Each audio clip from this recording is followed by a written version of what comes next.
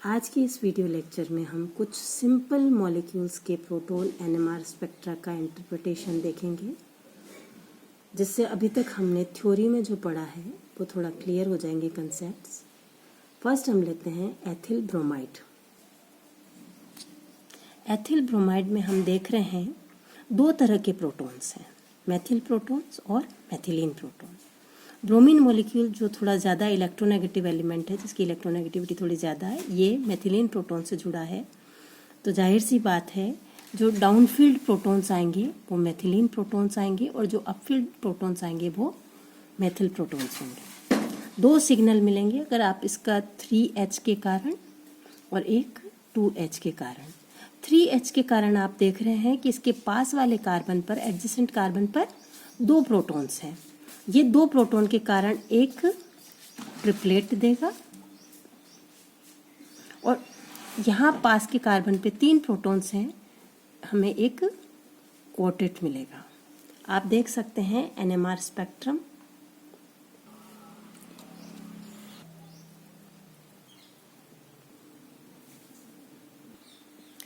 Next हम लेते हैं इथेनॉल मॉलिक्यूल। यहाँ आप देख रहे हैं टोटल 3 तरह के प्रोटॉन्स हैं, CH3 प्रोटॉन्स, CH2 प्रोटॉन और OH प्रोटॉन। हम इनको ABC रिप्रेजेंट करते हैं। इसका PMR स्पेक्ट्रा आप देख सकते हैं। देख रहे हैं मेथिल प्रोटॉन्स के कारण एक ट्रिपलेट आया है और मेथिलीन प्रोटॉन के कारण एक क्वार्टेट आया है, और जो हाइड्रोक्सिल प्रोटॉन का एक सिग्नल आया, एक शार्प सिंगलेट हमें यहाँ मिला है। अभी जब मैंने आपको लास्ट लेक्चर में केमिकल एक्सचेंज के बारे में बताया था, तो इससे आप समझ सकते हैं कि हाइड्रोक्सिल प्रोटॉन इन दोनों से कपलिंग नहीं, हाइड्रोक्सिल प्रोटॉन की कपलिंग मेथिलीन प्रोटॉन से नहीं हो रही है due to rapid chemical exchange. यानी कि न तो ये कंपाउंड थोड़ा इसमें वाटर की इम्प्योरिटी है, प्लस एक रैपिड केमिकल एक्सचेंज यहाँ पर हो रहा है। यदि केमिकल एक्सचेंज ना होता, कंपाउंड बिल्कुल प्योर होता और नॉन प्रोटिक सॉल्वेंट के अंदर होता, तो आप इस मेथिलीन प्रोटॉन का एक मल्टीप्लेट मिलता, मेथिल प्रोटॉन के कारण एक ट्रिपलेट मिलता और हाइड्रोक्सिल प्रोटॉन के कारण भी एक ट्रिपलेट हमें यहाँ पर मिलता यदि कंपाउंड बिल्कुल प्योर होता तो। लेकिन ये PMR स्पेक्ट्रा एथिल अल्कोहल का बता रहा है कि इसके अंदर हाइड्रोक्सिल प्रोटॉन की रैपिड केमिकल एक्सचेंज के कारण स्पिन डीकपलिंग हो चुका है और ये प्रोटॉन NMR हमें एथिल अल्कोहल का मिला है। नेक्स्ट हम लेते हैं एसिटाल्डिहाइड CH3CHO। इसमें हमें जैसा कि एक्सपेक्टेड है दो टाइप्स के सिग्नल्स हैं, दो टाइप्स के प्रोटॉन्स हैं, तो हमें दो सिग्नल्स मिलेंगे, मेथिल प्रोटॉन्स का, एक एल्डिहाइडिक प्रोटॉन का। इसका NMR स्पेक्ट्रम आप देख सकते हैं।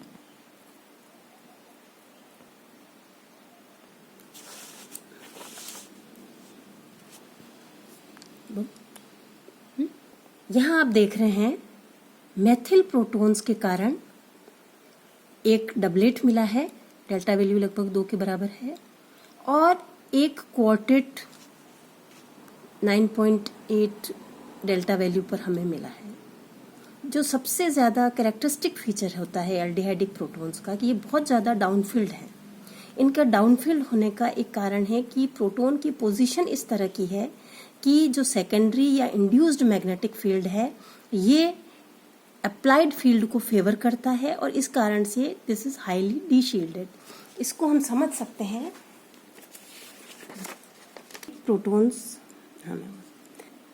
ये एल्डिहाइडिक प्रोटॉन किस तरह से डीशील्ड होता है ये एक्सप्लेन किया गया है। यहाँ कार्बोनिल ग्रुप के ऊपर जो पाई इलेक्ट्रॉन्स हैं, पाई इलेक्ट्रॉन सर्कुलेट कर रहे हैं, ये सर्कुलेटिंग पाई इलेक्ट्रॉन्स अपना मैग्नेटिक फील्ड जनरेट कर रहे हैं और यहाँ से अप्लाइड फील्ड है। ये फील्ड आप देख रहे हैं कि प्रोटॉन की पोजीशन इस तरह से है, यहाँ पर कार्बन sp2 हाइब्रिडाइज्ड है, हमारा प्लेनर मॉलिक्यूल है बिल्कुल, और हाइड्रोजन जो प्रोटॉन की पोजीशन है वो इस तरह से है कि अप्लाइड फील्ड और इंड्यूस्ड फील्ड दोनों एक ही डायरेक्शन में लग रहे हैं। इस कारण से this proton is highly deshielded and it absorbs at around 9.8 delta value. Next compound लेते हैं हम 112 ट्राइब्रोमो इथेन। इसके अंदर आप देख रहे हैं कि इस कार्बन पर 2 ब्रोमीन एटम हैं तो ये प्रोटॉन डी शील्डेड होगा, इस कार्बन पर एक ही ब्रोमीन एटम है, ये प्रोटॉन अपफील्ड होंगे। अपफील्ड यानी कि टीएमएस के ज़्यादा पास होंगे, ये टीएमएस से थोड़ा दूर होगा। अब यहाँ पर आप देख रहे हैं कि 112 ट्राइब्रोमो इथेन में इसके एडजेसेंट कार्बन पर 2 प्रोटॉन्स हैं, तो इस प्रोटॉन के कारण हमें एक ट्रिपलेट मिलेगा और इन 2 प्रोटॉन्स के कारण एडजेसेंट कार्बन पर एक प्रोटॉन है, ये इससे कपलिंग होगी और इसका हमें डबलेट मिलेगा। तो जो एनएमआर स्पेक्ट्रम आएगा 2H, आप इसका स्पेक्ट्रम देख सकते हैं, ये इस तरह से होगा।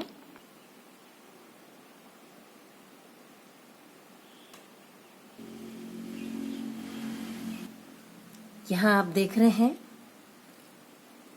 ये प्रोटॉन जिसपे कि 2 ब्रोमीन एटम जुड़े हुए हैं डाउनफील्ड है, ये प्रोटॉन्स जिसपे एक ही ब्रोमीन एटम है अपफील्ड है, और इसका डबलेट आ रहा है, इसका हमें ट्रिपलेट मिल रहा है। ये 112 ट्राइब्रोमो इथेन का एनएमआर स्पेक्ट्रम होगा।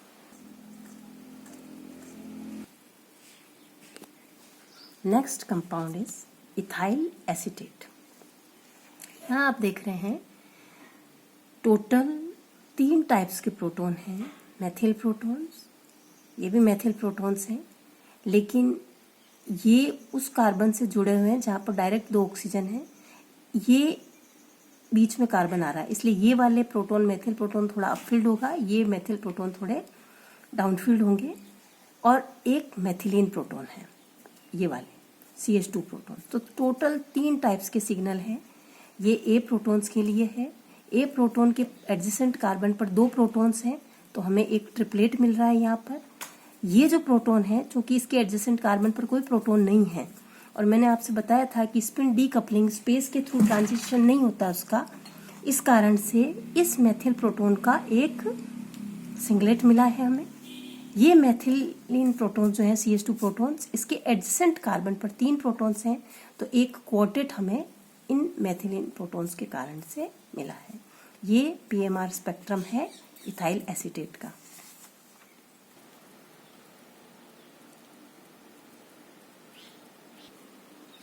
नेक्स्ट कंपाउंड हम लेते हैं टोलुइन C6H5CH3। यहाँ आप देख रहे हैं 2 तरह के प्रोटॉन्स हैं, CH3 methyl protons and aromatic protons. Methyl proton as expected इस कार्बन पर कोई भी प्रोटॉन नहीं है तो इस कारण से इसका एक शार्प सिंगलेट हमें यहाँ मिला है। इंटरेस्टिंग है ये नोट करना कि इन 5 एरोमेटिक प्रोटॉन्स के कारण भी हमें एक सिंगलेट ही मिलता है। यहाँ आप देख रहे हैं aromatic protons are also highly deshielded, और उनका भी कारण यही है कि ये जब एरोमेटिक लूप सर्कुलेट करते हैं इलेक्ट्रॉन्स यहाँ पे अपना जो मैग्नेटिक फील्ड जनरेट करेंगे उसके राइट एंगल पर, ये जो सेकेंडरी इंड्यूस्ड फील्ड होता है ये यहाँ पर प्रोटॉन है, कंपाउंड हमारा प्लेनर है, ये रिंग पूरी तरह प्लेनर है, यहाँ पर प्रोटॉन जो है वो अप्लाइड फील्ड के डायरेक्शन में सेकेंडरी इंड्यूस्ड मैग्नेटिक फील्ड है, और इसी कारण से ये अराउंड 7 डेल्टा वैल्यू के करीब यहाँ पर ये एक शार्प सिंगलेट देता है।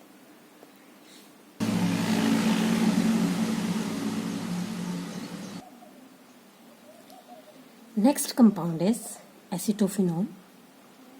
इसका एनएमआर स्पेक्ट्रम आपके सामने है। यहाँ आप देख रहे हैं 3 टाइप्स के प्रोटॉन हैं, मेथिल प्रोटॉन्स और ये एरोमेटिक प्रोटॉन्स। इन सारे एरोमेटिक प्रोटॉन का एक सिग्नल हमने टोलुइन में देखा था कि एक ही सिग्नल मिल रहा था, लेकिन यहाँ पर कार्बोनिल ग्रुप के इलेक्ट्रॉन्स के सर्कुलेशन के कारण जो मैग्नेटिक फील्ड जनरेट हो रहा है, induced secondary induced magnetic field, ये फील्ड इन प्रोटॉन्स को जो नियर बाय प्रोटॉन्स है कार्बन पर उनको ज़्यादा डीशील्ड करेगा और इनको कम डीशील्ड करेगा। तो इसलिए ये एरोमेटिक प्रोटॉन्स भी 2 हमें अलग अलग मल्टीप्लेट्स देंगे अराउंड 7.5 एंड 7.9 पर। बी प्रोटॉन 7.5 पर एक मल्टीप्लेट देगा और एक मल्टीप्लेट हमें 7.9 डेल्टा वैल्यू पे मिलेगा।